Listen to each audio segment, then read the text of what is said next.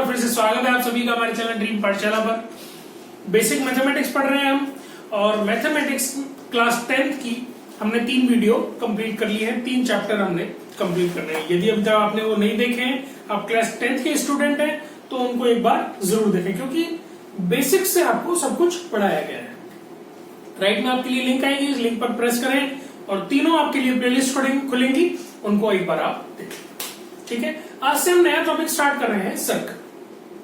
देखिए, सर्कल एक ऐसा टॉपिक है जिसका बेस से लेकर और आपको बहुत आगे तक पढ़ना होगा सर्कल, क्योंकि सर्कल क्लास 9th में नहीं बल्कि आपको आगे हायर स्टडीज में भी आप जब जाएंगे तो वो आपको पढ़ना पड़ेगा। ठीक है, इसलिए आज हम बेसिक से स्टार्ट कर रहे हैं। क्लास 9th में बेसिक से इसके तो क्लास 9th का चैप्टर ले रहे हैं हम।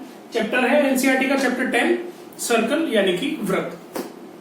तो चलो शुरुआत करते हैं। यदि आप चैनल पे पहली बार आए हैं तो चैनल को सब्सक्राइब जरूर करें और वीडियो को अंत तक देखें, आप कुछ ना कुछ सीख के जाएंगे, ये मेरी गारंटी है। ठीक है दोस्तों, शुरुआत करते हैं। आप देखिए, सर्कल सर्कल क्या है? ये जो आकृति है, जो 3 आकृति बना रखी है, ये क्या है? सर्कल है। सर्कल क्या होता है? आप एक प्रकार लें, एक कंपास लें, कंपास में पेंसिल फिक्स करें और उसको एक बार घुमाएं। उससे आपका क्या बनेगा? एक सर्कल बनेगा। किस तरीके की शेप बनी होगी? ये आपने शेप डेली लाइफ में भी देखी होगी, जैसे कि a wheel of a cycle. आपकी माताजी की चूड़ियां किस शेप की होती हैं? सर्कल। आपकी शर्ट का बटन किस शेप का होता है? सर्कल। आपकी जो घड़ी होती है उसका मूवमेंट किस प्रकार का होता है? सर्कल। मैं घड़ी की बात नहीं कर रहा हूं, आजकल घड़ी चौकोर भी आती है, लेकिन उसका जो मूवमेंट होता है, जो सुइयों का जो मूवमेंट होता है, वो किस प्रकार का होता है? Circle.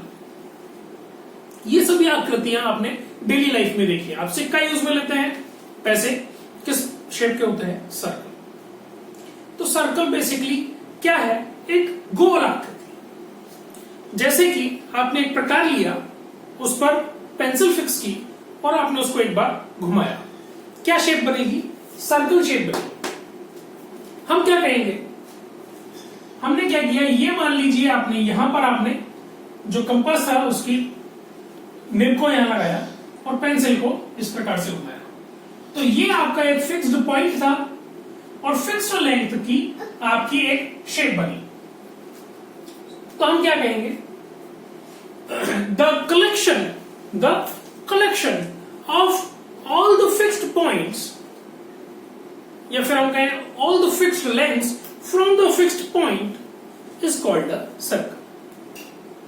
The collection of all the points in a plane which are at a fixed distance from a fixed point is called a circle. तो fixed point जो था वो आपका क्या हुआ? सेंटर। इसे हम क्या कहेंगे? सेंटर। और फिक्स्ड लेंथ जो है आपकी, फिक्स्ड डिस्टेंस जो है, उसको हम क्या कहेंगे? रेडियस। ये हर जगह बराबर डिस्टेंस की या बराबर लेंथ की।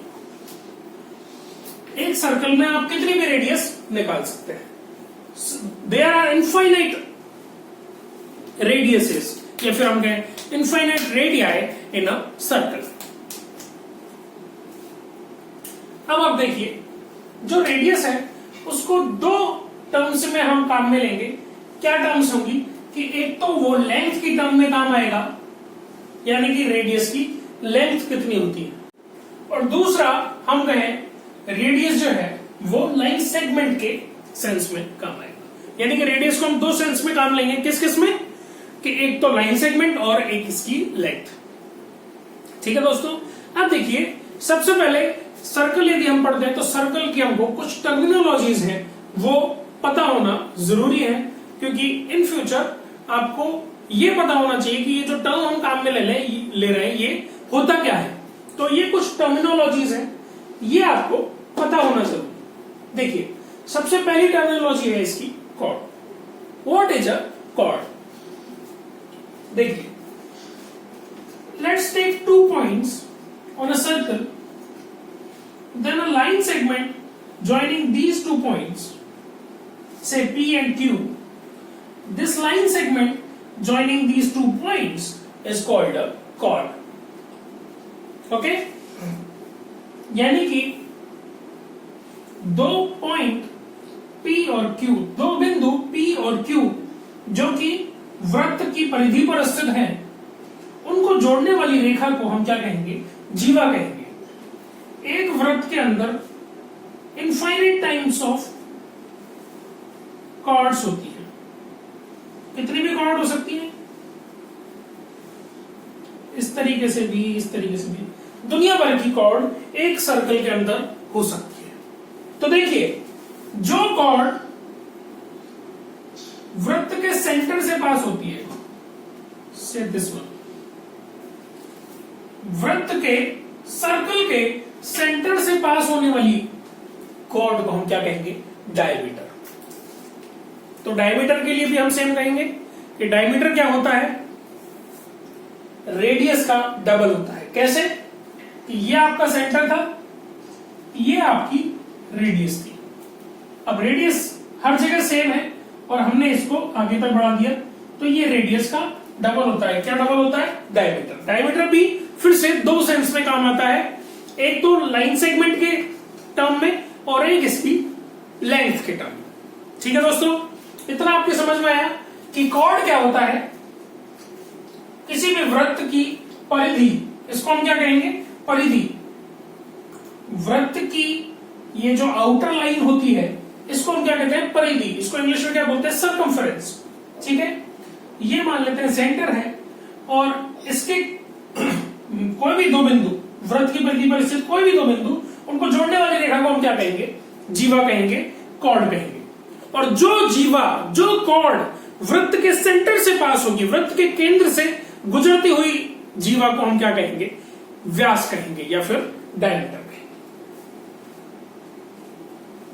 ठीक है, अब बात करते हैं आर्क की। What is an arc? Arc क्या है? ये जो PQ 2 बिंदु थे, ये जो 2 बिंदु थे PQ, ये इस सर्कल को 2 हिस्सों में डिवाइड करते हैं। So the part of circle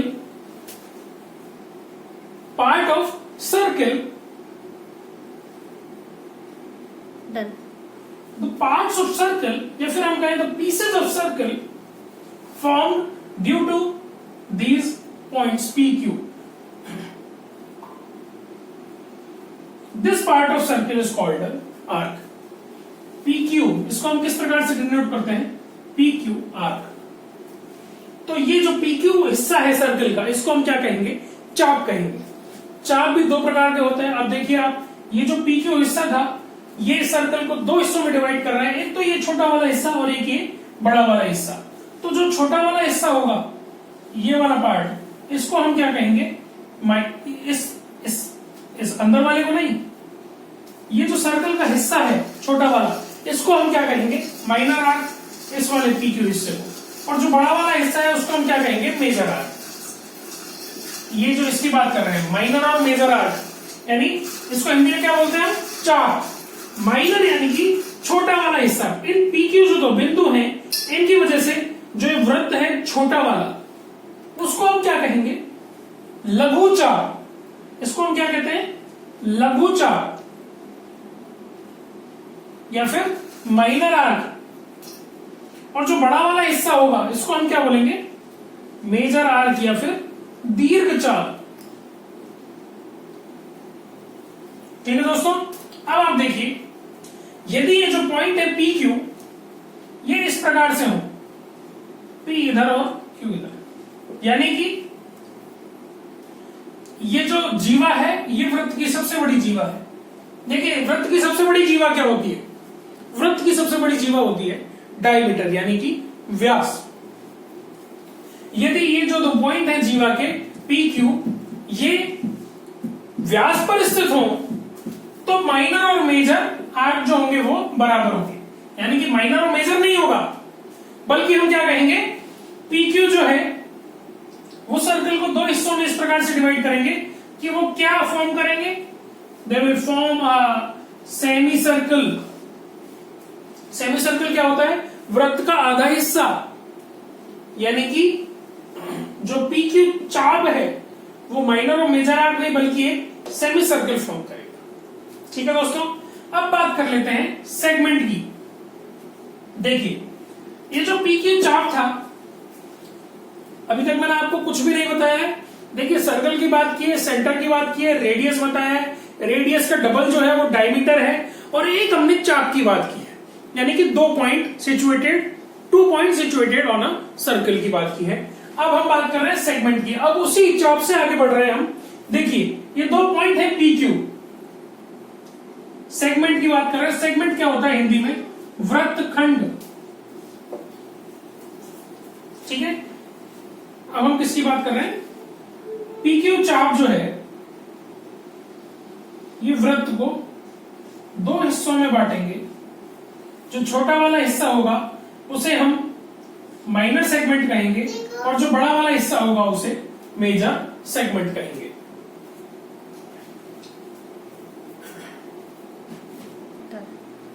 तो हम कहेंगे सेगमेंट क्या होता है? The region between the arc form by 2 points and the chord, यानी कि इस जीवा और इस चाप के बीच का जो भाग है उसे हम क्या कहेंगे? सेगमेंट कहेंगे, वृत्तखंड कहेंगे। ठीक है दोस्तों, अब देखिए इसे हम क्या बोलेंगे? माइनर सेगमेंट, और इस बड़े वाले हिस्से को, इस वाले हिस्से को हम क्या कहेंगे? Major segment. ठीक है, इसी प्रकार से आखिरी जो टर्मिनोलॉजी है वो हमारी है सेक्टर। हम किसकी बात कर रहे हैं? सेक्टर की। मान लीजिए ये 2 पॉइंट है P और Q, तो सेक्टर क्या होता है? देखिए ये हमारी क्या है? रेडियस है। OP जो है ये क्या है? रेडियस है। इसी प्रकार से OQ भी क्या है? आपकी रेडियस है। तो देखिए इस आर्क और त्रिज्याओं के बीच का जो भाग है इसको हम क्या कहेंगे? सेक्टर कहेंगे। तो ये जो छोटा वाला हिस्सा है OPQ, इसे तो हम क्या कहेंगे? माइनर सेक्टर, और जो बड़ा वाला हिस्सा है इसको हम क्या कहेंगे? Major sector. ठीक है दोस्तों, इसको हम हिंदी में क्या कहते हैं? सेक्टर को त्रिज्य खंड, क्योंकि ये त्रिज्या के द्वारा किए गए खंड है। 2 त्रिज्या है ये OP और OQ, इनके द्वारा चाप बनाए गए ये PQ, इसके हिस्से किए गए वृत्त के त्रिज्याओं के द्वारा, तो इसे हमने क्या कहा? सेक्टर कहा, त्रिज्य खंड कहा। ठीक है, तो ये OPQ जो है अंदर वाला, इसे हम कहेंगे माइनर सेक्टर, और जो बड़ा वाला हिस्सा है इसे हम क्या कहेंगे? Major sector. ये सर्कल की कुछ टर्मिनोलॉजीज हैं जो हमको समझना बहुत ही ज्यादा जरूरी था। ठीक है, अभी हमने सर्कल की टर्मिनोलॉजीज पढ़ी है। अब सर्कल की हम बेसिक जो थ्योरम्स हैं जिनके ऊपर सर्कल पे काम किया जाता है उनको हम पढ़ेंगे। टर्मिनोलॉजीज हमने पढ़ ली है। हमने कॉर्ड पढ़ी, डायमीटर देखा, आर्क देखा, मेजर और माइनर आर्क क्या होता है ये हमने देखा, सेगमेंट और सेक्टर देखे। अब वृत्त खाली ये तो नहीं है टर्मिनोलॉजीज पढ़नी हमको इसके बारे में क्वेश्चन इसके किस प्रकार से सॉल्व किए जाते हैं वो देखना है। तो उसके लिए सबसे जरूरी चीज क्या है कि इस पर बेस्ड हम थ्योरम्स देखें, प्रमेय देखें कि सर्कल की जो थ्योरम है, जो प्रूफ चीजें हैं पहले से, वो क्या क्या है। तो सबसे पहले हम देख रहे हैं angle subtended by a chord at a point, यानी किसी बिंदु पर जीवा के द्वारा बनाया गया कॉर्ड। ठीक है दोस्तों, अब देखिए ये एक सर्कल है,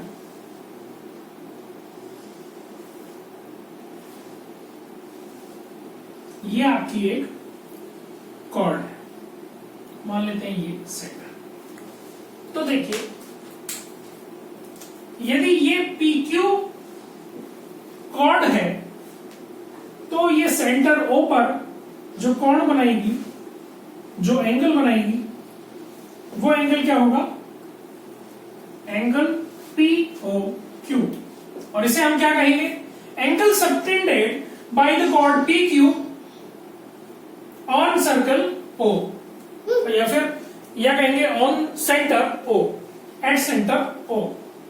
देखिए इसी प्रकार से ये जो कॉर्ड है ये इस जगह जो कोण बनाएगी, मान लेते हैं ये पॉइंट है S, और इसी प्रकार से ये एक पॉइंट है, इसे हम नाम दे देते हैं R।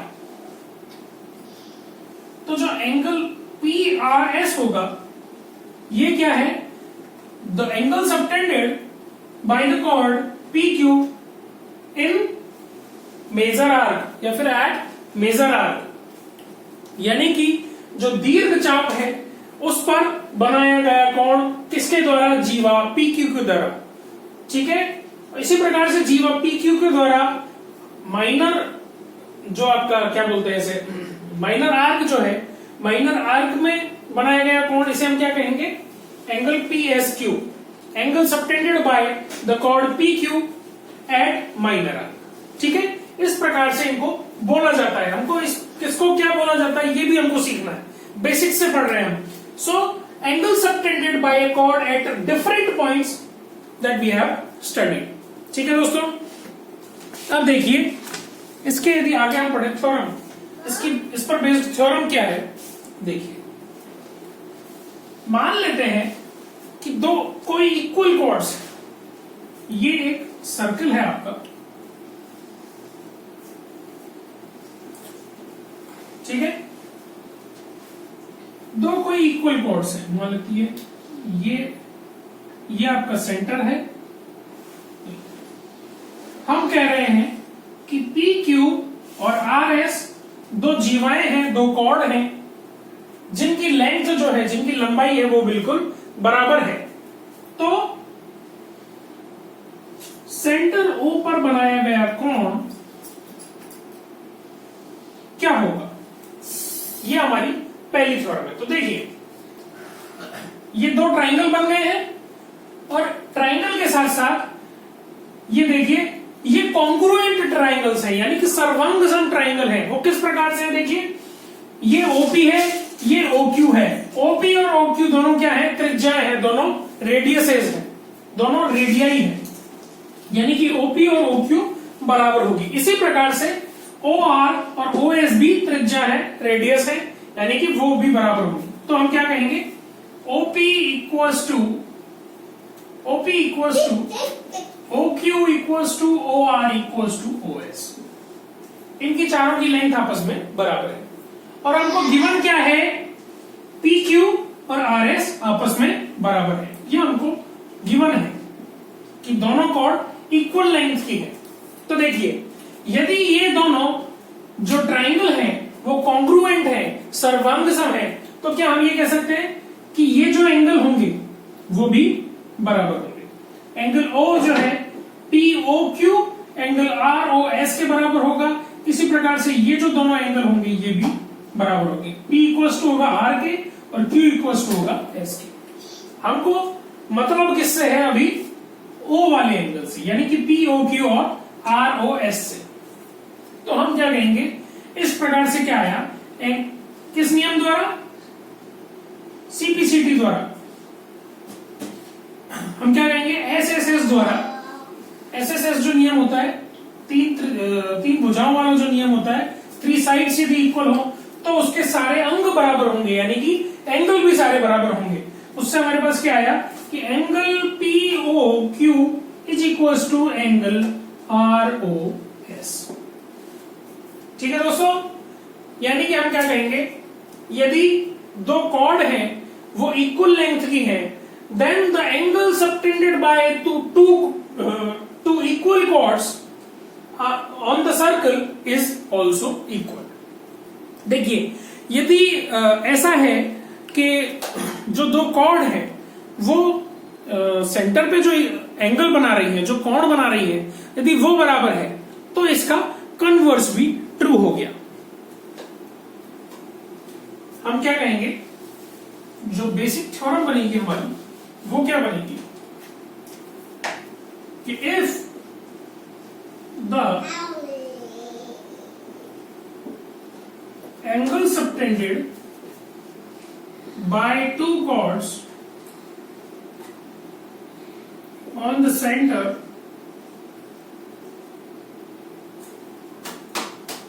is equal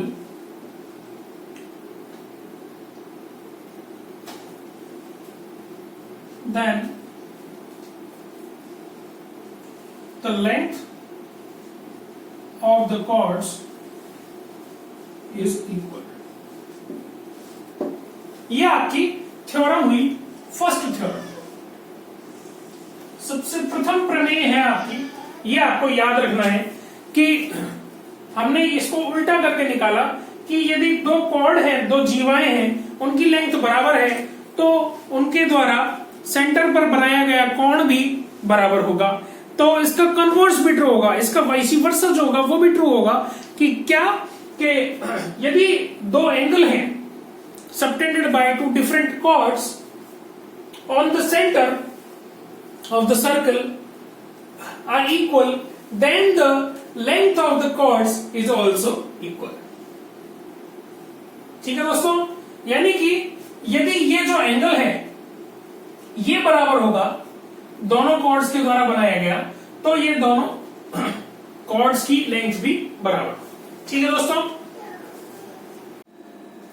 अब देखिए कॉर्ड्स की बात करें तो पहली बात तो देखिए कि ये वीडियो लंबी होने वाली है क्योंकि 9th क्लास का जो ये चैप्टर है, चैप्टर 10, इसके सारे बेसिक्स यानी सर्कल के क्लास 9th के सारे बेसिक्स हम इस वीडियो में कंप्लीट करेंगे। ठीक है, नेक्स्ट टॉपिक देखते हैं। नेक्स्ट टॉपिक अपना perpendicular from the centre to a chord, यानी कि सेंटर से, केंद्र से वृत्त के किसी भी जीवा पर डाला गया लंब। देखिए ये एक सर्कल है, ये मान लेते हैं इसका सेंटर है, ये कोई जीवा है यानी कि कॉर्ड है, इस पर ये एक परपेंडिकुलर डाला गया है, लंब डाला गया है सेंटर से जीवा पर। जीवा मान लेते हैं पी क्यू, सेंटर को ओ ज्यादातर ओ मानते हैं। ठीक है, ये मान लेते हैं यदि ओ एम है, यदि ये एक समकोण है तो क्या होगा। देखिए कभी भी सेंटर से किसी कॉर्ड पर यदि परपेंडिकुलर डाला जाता है तो वो इस जीवा को, इस कॉर्ड को दो बराबर भागों में विभाजित करता है, बाइसेक्ट करता है। ठीक है, यदि आपको उसको कंफर्म करना है तो आप क्या करेंगे कि एक ट्रेस पेपर पे सर्कल बनाएंगे। ठीक है, और उस सर्कल पे इस प्रकार से एक कॉर्ड बनाकर एक उस पे परपेंडिकुलर डालेंगे और परपेंडिकुलर के अलोंग उस सर्कल को फोल्ड करेंगे। आप देखेंगे कि जो पीएम होगा वही एमक्यू आएगा, पीएम जो होगा एमक्यू उसी के ऊपर ड्रॉ हो जाएगा। तो इससे अपने क्या प्रूव हो जाएगा कि PM is equal to MQ, यानी कि जो सर्कल के सेंटर से ओ से जीवा पी क्यू पर जो लंब डाला गया है, जो परपेंडिकुलर डाला गया है, वो इसको दो भागों में विभाजित करता है यानी कि बाइसेक्ट करता है। देखिए मान लेते हैं कि ये जो ट्राइंगल है, ये ट्राइंगल मान लेते हैं इसको ओपी को मिला देते हैं इधर और ओ क्यू को मिला देते हैं इधर। ठीक है दोस्तों, अब यदि बात करें triangle OPM and triangle OMQ की, तो आप देखिए यदि सर्वांग समता की, कॉन्ग्रुएंसी की यदि बात करें दोनों ट्राइंगल्स की, तो देखिए OP is equal to OQ, दोनों रेडियस है, OP is equal to OQ, OM दोनों में उभयनिष्ठ है, OM is equal to OM, क्या है दोनों में कॉमन है। तीन चीजें चाहिए कोई भी। अब देखिए OMP is equal to OMQ, क्योंकि ये हमको दिया गया है कि ये परपेंडिकुलर डाला गया है, यानी कि ये एंगल इक्वल टू ये एंगल। अब आप देखिए यदि ये मान लीजिए ये नहीं दिया गया है कि ये 90 डिग्री है, तो आप इसको किस तरीके से फाइंड आउट करेंगे। यदि angle OMP is equal to angle OMQ, since this PQ is a straight line, this PQ is a straight line, और PQ पर ही ये दोनों एंगल हैं। PQ स्ट्रेट लाइन है, इसका मतलब क्या है कि जो PQ है उस पर एंगल कौन सा बन रहा है, 180 डिग्री का। यदि बीच में कोई एंगल मान ले m, तो एंगल PMQ क्या है, 180 डिग्री है। और यदि ये एंगल 180 डिग्री है और OMP और OMQ दोनों बराबर हैं, तो कितने डिग्री के होंगे, 180/2 यानी 90 डिग्री। इस प्रकार से इसको यदि नहीं भी दिया गया हो तो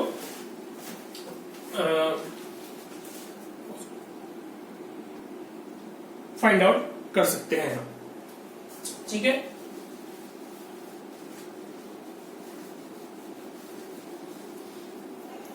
अब आगे देखिए हम क्या लिखेंगे, angle OMP is equals to angle OMQ that is equals to 90 degrees. Congruency वाला जो फॉर्मूला है, आपका जो नियम था, SAS, two sides and an angle are equal, तो सभी अंग बराबर होंगे, यानी कि PM इज इक्वल्स टू हमारे पास क्या आएगा, MQ। PM equals to MQ आने का मतलब क्या है, ये दोनों बराबर हैं। यदि ये दोनों बराबर हैं, इसका मतलब क्या है, पूरी PQ पर जो OM लंब डाला गया है, ये इसको दो भागों में विभाजित कर रहा है, ठीक है।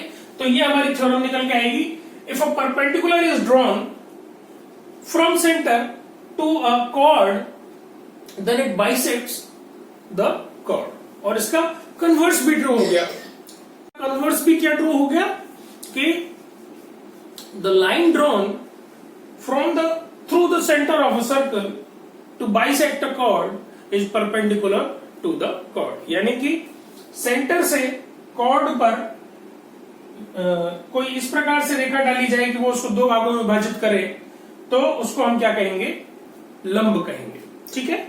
ये हमारी एक थ्योरम बन गई। दो थ्योरम निकली हमारे पास, ये आपको याद रखना है। बेसिकली जब सेंटर के सर्कल के आप क्वेश्चन सॉल्व करेंगे तो आपको ये पता होना चाहिए कि सेंटर से यदि कोई रेखा किसी कॉर्ड पर इस प्रकार से मिल रही है कि वो उसको दो भागों में विभाजित कर रही है, तो वो क्या होगी, परपेंडिकुलर होगी, यानी कि वो एंगल कितना डिग्री आएगा, दोनों तरफ 90 डिग्री का। ये आपको बेसिक जो नॉलेज है वो दी जा रही है अभी, वो आपको पता होना चाहिए, ठीक है दोस्तों।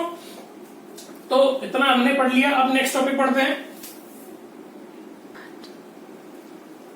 देखिए, अब यदि आपसे कोई कहे कि एक पॉइंट से, कोई भी एक पॉइंट है, तो उससे कितने सर्कल पास हो सकते हैं, ये आपको सोचना पड़ेगा थोड़ा सा, कि एक पॉइंट यदि है, कोई भी एक पॉइंट दिया गया है आपको, ये, तो इस पॉइंट से कितने सर्कल पास हो सकते हैं, तो ये आपको ड्रॉ करके देखना है। ये आपकी जो कॉमन सेंस है उसकी बातें हैं कि ये आपको ड्रॉ कर करके देखना होगा, तब आपके लिए ये चीजें इजी हो जाएंगी याद रखना। फिर आपके लिए ये हो जाएगा कि हाँ ऐसा तो होता ही है, लेकिन एक बार आपको थोड़ा सा दिमाग लगाना होगा कि ये यदि कोई पॉइंट है तो इससे कितने सर्कल पास हो सकते हैं।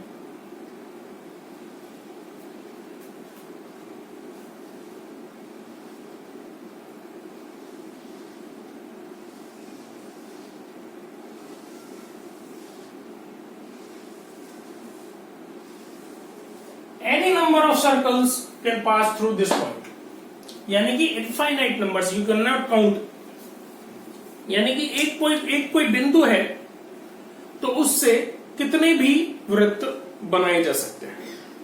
एक पॉइंट का कोई महत्व नहीं है। अब यदि कोई कहे कि यदि दो पॉइंट है तो similar case is with 2 points. Circle नहीं बनाया, लेकिन फिर भी ये आपको बताने के लिए मैं ड्रॉ कर रहा हूं। आप थोड़ा सा एग्जैक्ट लेंथ लेके फिर फाइंड आउट कर सकते हैं इस प्रकार से, यानी कि एक पॉइंट हो या 2 पॉइंट हो, कितने भी सर्कल उन पॉइंट से पास हो सकते हैं। देखिए, ये तो बेसिक सी बात है कि आप थोड़ा सा दिमाग लगाएंगे तो आपको समझ में आ जाएगी कि एक पॉइंट और 2 पॉइंट यदि है तो उनसे हम किसी भी लेंथ का कोई सर्कल पास करा सकते हैं। अब यदि कोई कहे कि 3 पॉइंट है, देखिए अब 3 पॉइंट की बात आई है तो थोड़ा सा हमको सोचना पड़ेगा। तो हमको ये सोचना पड़ेगा कि क्या वो लीनियर है या नॉन लीनियर है, क्या वो एक ही लाइन पर है यानी इस प्रकार से है, या फिर इस प्रकार से है, यह आपको पूछना होगा उससे। तो देखिए, यदि वो लीनियर है तो हम कहेंगे कि 2 पॉइंट से ही एक सर्कल पास हो पाएगा, तीसरे से नहीं हो पाएगा। या तो जो तीसरा पॉइंट है वो सर्कल के बाहर रहेगा, या फिर तीसरा पॉइंट सर्कल के अंदर रहेगा। देखिए, यानी कि जो लीनियर पॉइंट्स यदि 3 होंगे तो उनसे हम एक सर्कल पास नहीं करा सकते। 2 पॉइंट से एक सर्कल पास होगा। लेकिन इन केस वो नॉन लीनियर हो तो देखिए हम क्या कर सकते हैं। देखिए, इसको ज्वाइन करके देख लेते हैं। ये मान लेते हैं हमको, ये 3 पॉइंट जो दिए गए थे उनको हमने मिला दिया। अब हम क्या करेंगे कि यहां से बाइसेक्ट करेंगे दोनों। मान लीजिए ये इस पॉइंट पर मिला,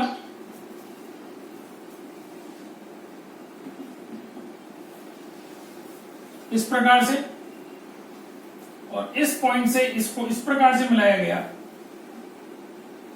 कि ये इस लाइन को बाइसेक्ट करे, और इस लाइन को भी बाइसेक्ट करते हुए हमने एक लाइन खींची जो मान लेते हैं दोनों O पॉइंट पर मिलते हैं। तो हम कह सकते हैं, देखिए आपको एक बात समझनी होगी कि यदि इसको बाइसेक्ट किया है तो O P और Q कहें तो OP इक्वल्स टू क्या होगा, OQ होगा, और इस केस में OM इक्वल्स टू OQ होगा। और यदि OP is equals to OQ है तो S मान लेते हैं इसको, OS इक्वल्स टू OQ है, तो यानी OS, OQ और OP जो है वो तीनों आपस में इक्वल है। तो हम क्या कहेंगे कि एक सर्कल पास हो सकता है, एक सर्कल पास हो सकता है किस लेंथ का, इस उतनी लेंथ का कि OP, OQ और OS उसकी त्रिज्याएं होंगी। OP is equals to OS equals to OQ। इस प्रकार से यदि नॉन लीनियर पॉइंट्स हो 3 तो उनसे केवल और केवल एक ही सर्कल पास हो सकता है। वो भी आपको फाइंड आउट करना पड़ेगा किस प्रकार से, उनका बाइसेक्शन करके। ठीक है, ये एक बेसिक सी चीज है कि यदि कोई एक पॉइंट दिया हो, आपसे सिंगल लाइन में पूछा जा सकता है कि यदि कोई एक पॉइंट दे रखा है आपको, if there is 1 point, how many circles can pass through that point? There are infinite number of circles, and if there are 2 points, then also there are infinite number of circles. But if there are 3 points given, then first you have to check out whether they are collinear or non-collinear. Okay, and if there are the points are collinear, then only one circle can pass through 2 points, and third point will whether be outside the circle or inside the circle. And if there are 3 points which are non-collinear, then there is only one possibility of circle which can be drawn through these points. यानी केवल एक circle बनाया जा सकता है जो इन तीनों point से पास होगा। वो भी आपको ड्रॉ करके देखना होगा किस प्रकार से बाइसेक्शन करके। ठीक है, ये आपका एक फंडा है जो आपके दिमाग में क्लियर होनी चाहिए। इनको कंसेप्ट इसीलिए बोला जाता है कि ये आपको दिमाग में ये चीज बैठी हुई होनी चाहिए कि यदि 3 पॉइंट कोलिनियर हैं तो क्या होगा, और नॉन कोलिनियर है तो क्या होगा। यदि एक पॉइंट दिया हो तो कितने सर्कल पास हो सकते हैं, यदि 2 पॉइंट हो तो कितने पास हो सकते हैं। आपके दिमाग में ये चीज फिक्स होनी चाहिए। ठीक है, इसके बाद अगला टॉपिक करते हैं दोस्तों। देखिए, इससे एक थ्योरम भी निकल के आती है कि यदि 3 नॉन कोलिनियर पॉइंट्स हो और उनसे एक सर्कल पास कर सकते हैं तो हम क्या कह सकते हैं, इस प्रकार से थे हमारे points.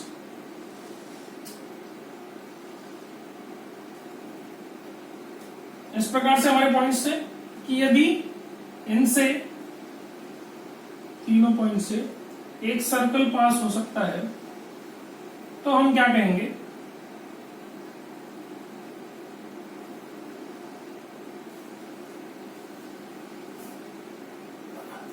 If a circle passes through 3 points, 3 vertices of a triangle ABC, then this circle is called what? Circle. This circle is called circumcircle.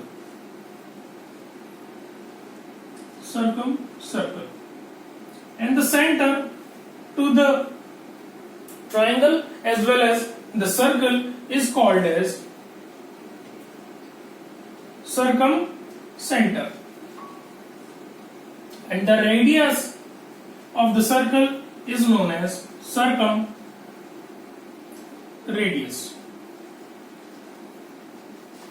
ये आपको याद रखना होगा कि यदि एक ट्राइंगल इन 3 पॉइंट से जिसको हमने एक ट्राइंगल ड्रॉ कर दिया, ये AB को भी हमने मिला दिया, AC और BC को तो पहले ही मिला रखा था हमने, तो यदि एक ट्राइंगल यदि बनता है तो इसके यदि तीनों पॉइंट से एक सर्कल पास हो रहा है तो उस सर्कल को हम क्या कहेंगे? Circum circle. उस सेंटर को हम कहेंगे सर्कम सेंटर और उसकी रेडियस को हम कहेंगे सर्कम रेडियस।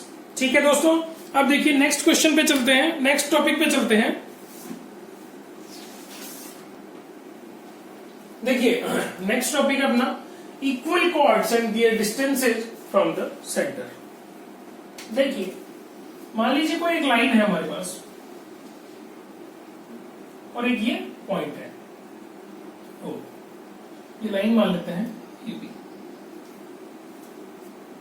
इस AB से O को मिलाती हुई अलग अलग लाइंस हमको दी हुई है। देखिए एनसीईआरटी आप पढ़ेंगे, आपको सब कुछ पढ़ने को मिलेगा, बस कोई समझाने वाला होना चाहिए। ये थोड़ी सी दिक्कत है एनसीईआरटी के साथ। यदि आप एनसीईआरटी खुद से पढ़ सकते हैं तो आपको ये सब कुछ पढ़ने को मिलेगा। मान लीजिए ये डिफरेंट डिस्टेंसेस दी हुई है, डिफरेंट लेंथ्स दी हुई है from the centre O to the line AB। देखिए एक डिस्टेंस है OL1, एक लेंथ है OL1, OL2, OL3, OM, OL4, L5 and L6। देखिए यदि ये एक स्ट्रेट लाइन है 180 डिग्रीज पे है, थोड़ा सा टेढ़ा है, लेकिन यदि आप मान के चलें कि ये 180 डिग्रीज पे है तो आप खुद फाइंड आउट करें कि क्या OL1 जो है वो सबसे छोटी है? नहीं है। OL2 भी नहीं है, OL3 भी नहीं है, तो सबसे छोटी कौन सी आएगी लेंथ? OL। OL4 भी नहीं है, OL5 भी नहीं है और OL6 भी नहीं है। तो देखिए क्या हम ये कह सकते हैं कि इस O पॉइंट से AB लाइन की जो डिस्टेंस होगी वो क्या होगी? OM होगी, क्योंकि ये परपेंडिकुलर है टू द लाइन AB। यानी कि AB लाइन पर O से यदि एक परपेंडिकुलर खींचा जाए तो वो उसकी शॉर्टेस्ट डिस्टेंस कहें या फिर डिस्टेंस कहें, that is called the distance from O to AB। यानी कि O से AB की यदि आपको डिस्टेंस पूछी जाए तो आप क्या करेंगे? उस पॉइंट से इस लाइन पर एक परपेंडिकुलर ड्रॉ कर देंगे। यहां तक आपके समझ में आया कि यदि इस डिस्टेंस को फाइंड आउट करना है हमको तो क्या करेंगे? हम परपेंडिकुलर ड्रॉ कर देंगे। Same case is with a circle, कि यदि एक सर्कल दिया गया है आपको,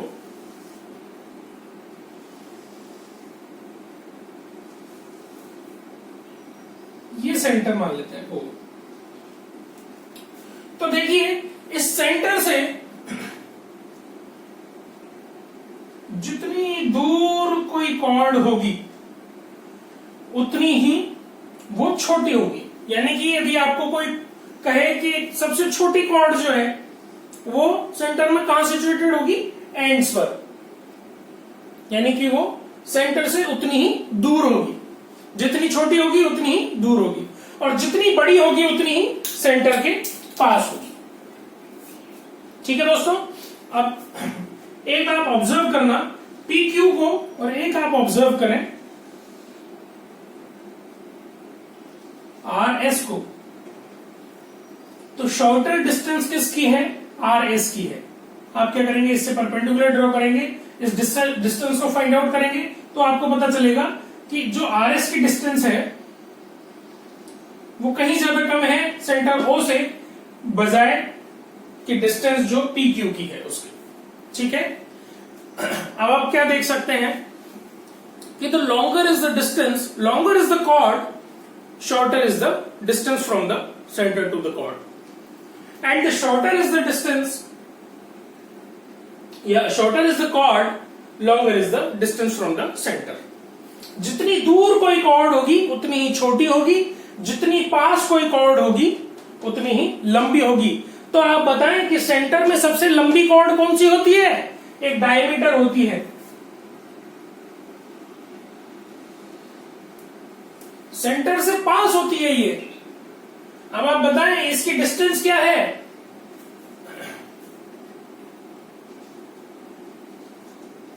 ए बी डायमीटर की ओ से डिस्टेंस क्या है? 0 है। This distance is 0। और वो कॉर्ड क्या है? सबसे लंबी, यानी कि डायमीटर है। तो हम क्या कहेंगे कि किसी बिंदु के सबसे करीब जो रेखा होगी वो उतनी ही ज्यादा लंबी होगी। सबसे ज्यादा लंबी कौन सी रेखा होती है किसी सर्कल में? डायमीटर। तो डायमीटर सेंटर से 0 डिस्टेंस पर स्थित होती है। ठीक है दोस्तों, हम क्या कहेंगे? Farther is the chord, farther is the chord, shorter is the chord. Farther the chord, shorter the chord, and nearer the chord, longer the chord. ठीक है दोस्तों,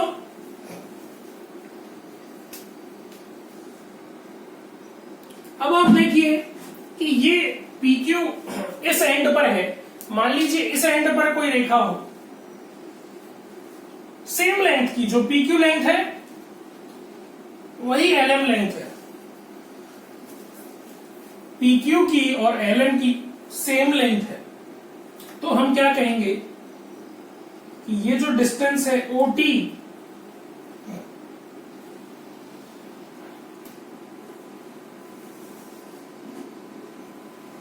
ये डिस्टेंस है ON, OT और ON बराबर होंगे। यानी कि आपके क्या समझ में आया यहां से कि यदि कोई दो इक्वल कॉर्ड्स हैं एक सर्कल के अंदर, तो उनकी डिस्टेंस सर्कल से बराबर होगी, वो किसी भी कॉर्नर में क्यों ना सिचुएटेड हो। यहां हो तो, यहां हो तो, इधर हो तो, इधर हो तो, किसी भी कॉर्नर में कोई कॉर्ड क्यों ना हो, यदि वो सेम लेंथ की हैं तो उनकी डिस्टेंस फ्रॉम द सेंटर बराबर होगी। ठीक है दोस्तों, इसी प्रकार से यदि कोई दो कॉन्ग्रुएंट सर्कल है हमारे पास, मान लीजिए ये जो सर्कल है उसी का ये कॉन्ग्रुएंट सर्कल है, ये सेंटर O है, तो यहां जो LM लेंथ है, LM कॉर्ड है,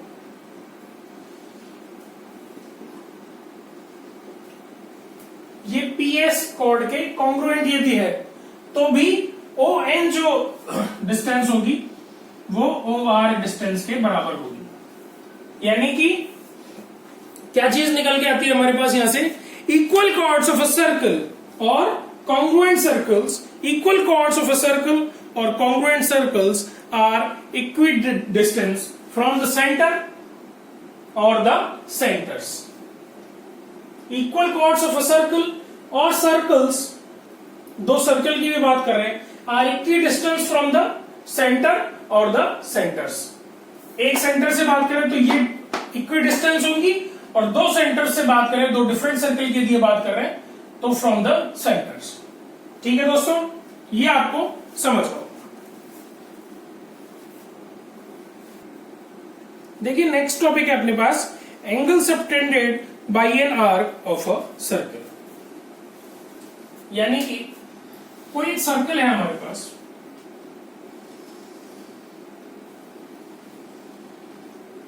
उसमें कोई आर्क है, कोई चाप है, वो सर्कल पे कितना एंगल सबटेंड करता है किसी पार्ट पर, किसी सेंटर पर, मेजर आर्क पे या माइनर आर्क में, वो डिफरेंट एंगल सबटेंड करेंगे, वो सारे हम पढ़ेंगे। देखिए मान लीजिए दो कोई कॉर्ड है ए बी और C D.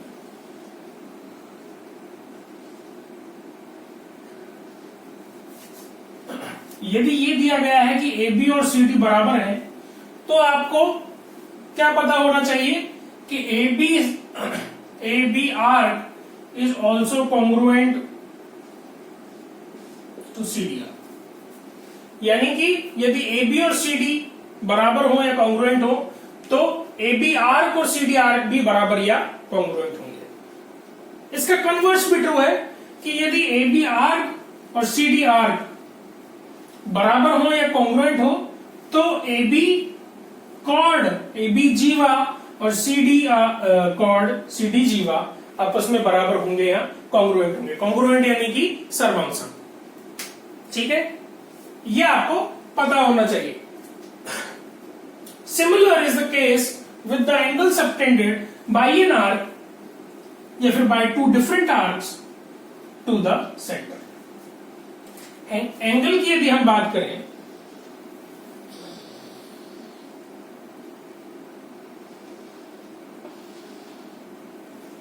Angle subtended by the arc A B to the centre O and angle subtended by arc CD on center O is also equal.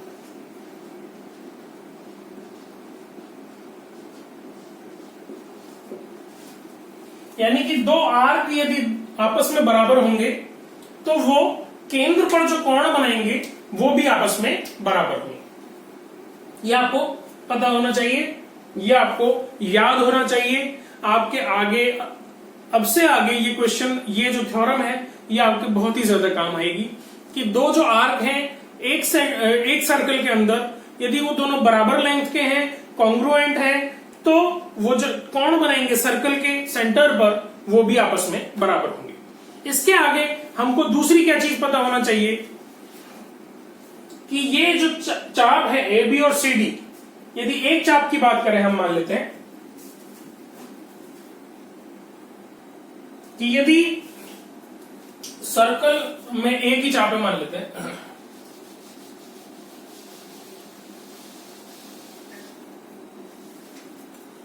ये मान लेते हैं अपना सर्कल था,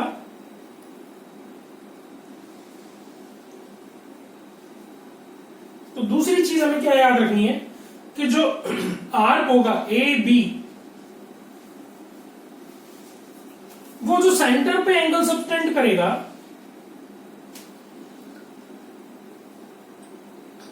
वो एंगल रिमेनिंग पार्ट में जो एंगल सबटेंड किया जाएगा उसका डबल होगा।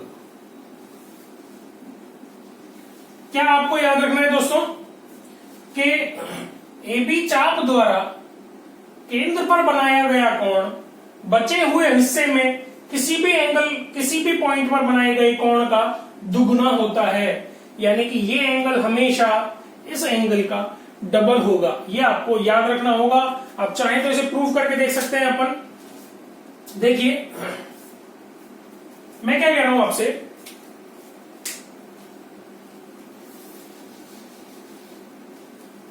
देखिए ध्यान से पढ़िएगा, ये आपके बहुत ही ज्यादा इंपॉर्टेंट थ्योरम है।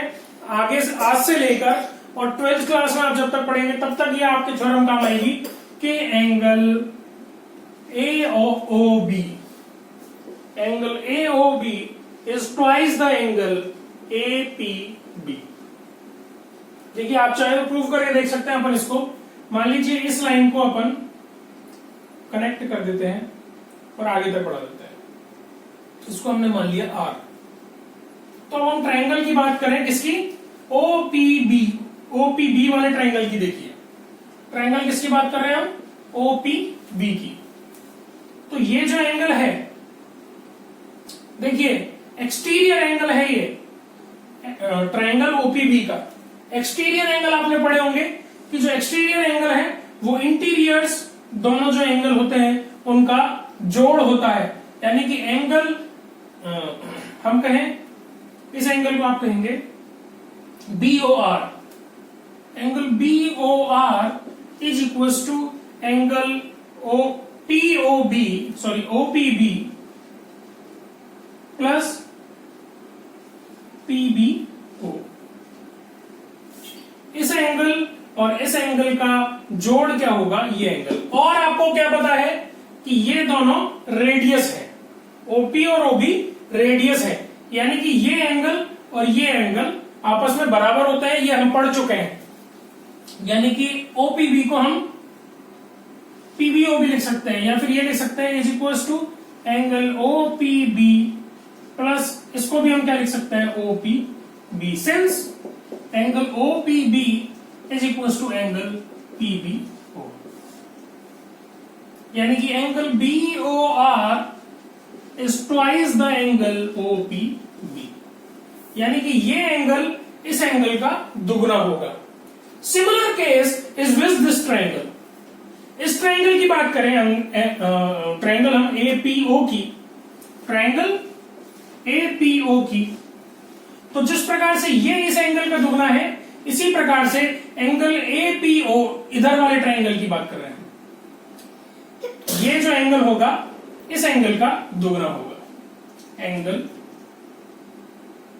AOR is twice the angle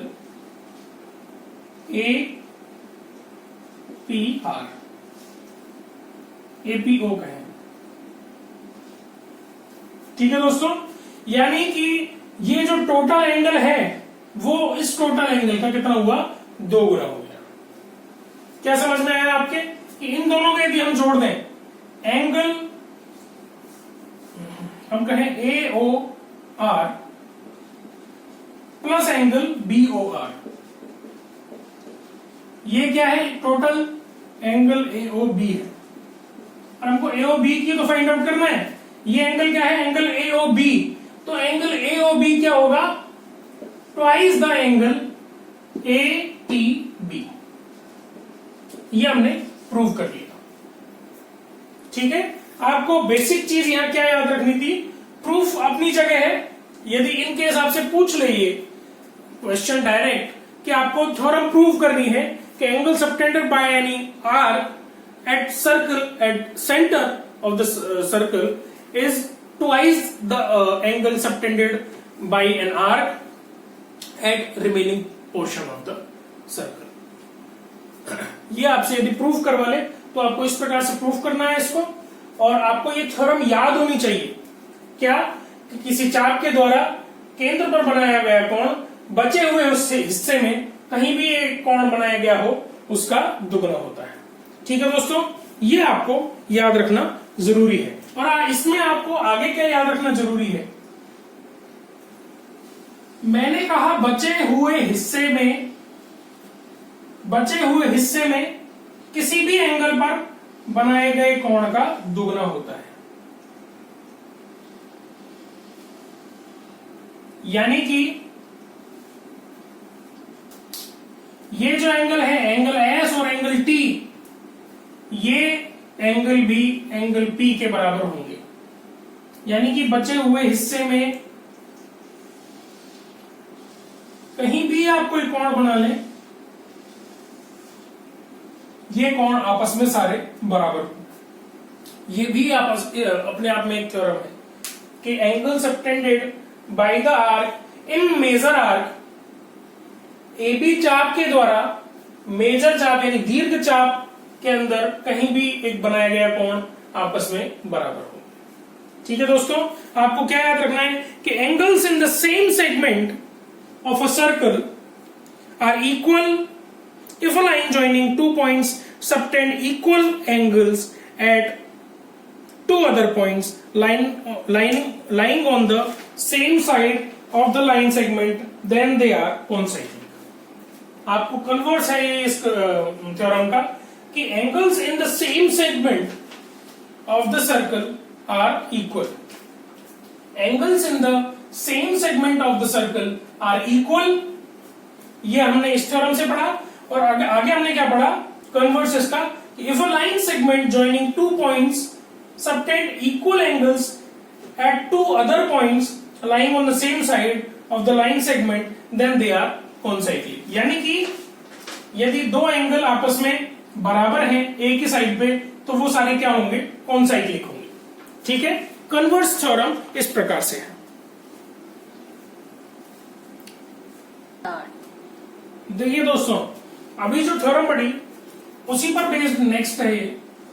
आपको क्या याद रखना जरूरी है कि अभी हमने क्या पढ़ा कि किसी चाप के द्वारा केंद्र पर बनाया गया कोण बचे हुए हिस्से में बनाए गए कोण का दुगना होता है। अब मान लीजिए ये हमारे पास एक चाप है OAB, AOB। डायमीटर मान लीजिए, डायमीटर वाली जो कॉर्ड है उसकी बात कर रहे हैं। तो अब मेजर और माइनर कुछ नहीं होगा, जो AB ये जो डायरेक्शन में होगा उसी वही सेम लेंथ होगी इस डायरेक्शन में। तो वो थ्योरम क्या हम यहां भी अप्लाई कर सकते हैं? बिल्कुल कर सकते हैं। थ्योरम्स जो होंगी वो उनका कोई एक्सेप्शन नहीं है अभी तक जो मैंने पढ़ाई है आपको। तो क्या कहेंगे हम कि इस चाप द्वारा एंगल पर बनाया गया कोण कितना है? ये कोण कितना है? 180 डिग्री। यहां तक आपको क्लियर है? बचे हुए हिस्से में जो कोण बनाया गया है वो इस कोण का आधा होगा, क्योंकि सेंटर पर बनाया गया कोण क्या होता है? डबल होता है इस कोण का। तो हम क्या कह सकते हैं कि ये एंगल जो है वो 90 डिग्री होगा। यहां से एक थ्योरम निकल के आएगा हमारे पास। देखिए, अब आप ध्यान से देखना कि ये जो है ये क्या बन रहा है अपने पास? सेमी सर्कल बन रहा है। ठीक है, तो हम क्या कहेंगे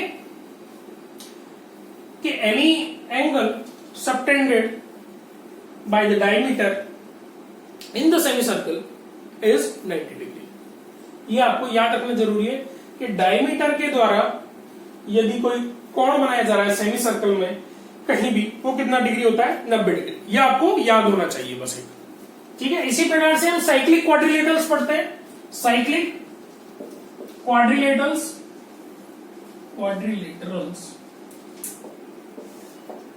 तो वहां हमको क्या पता होना चाहिए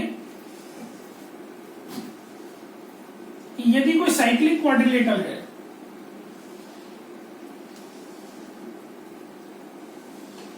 यानी कि कोई चतुर्भुज है सर्कल के अंदर बना हुआ, उस चतुर्भुज में जो अपोजिट एंगल्स होंगे, ये एंगल, इनका सम कितना होता है?